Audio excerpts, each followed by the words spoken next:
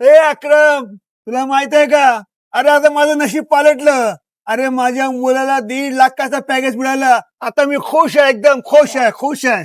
अरे कॉंग्रॅच्युलेशन, एक नंबर, मस्त. काका हो तुम्ही तर आहे ना खरंच लक्की आहे लक्की. आता खरं तुमचं केलेलं कष्ट आता तुमचे चांगले दिवस येणार बाबा. अरे आजपर्यंत माझ्या मुलाचं शिक्षणाचं कर्ज आहे ना, मी फेडतो कष्ट करून, माहितीये का? आता मला चिंता नाहीये. आता याच्या पुढे सगळं तो करून घेईल बघ. एकदम एकदम ओके करून घेईल तो.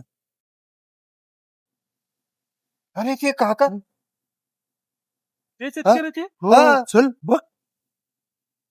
हो काका, अहो एवढ्या दिवसानंतर आणि काय आलंय?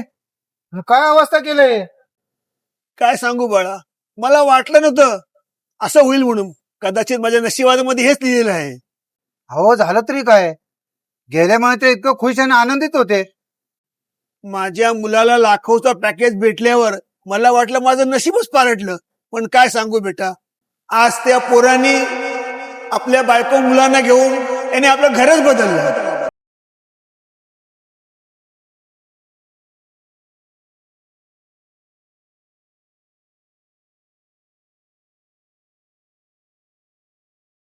तर मित्रांनो, जर मुलांना उच्च शिक्षित करून हे दिवस जर बघायला लागत असतील तर आई बापांनी त्या मुलांना शिकवावं की नाही, कमेंट मध्ये नक्की सांगा.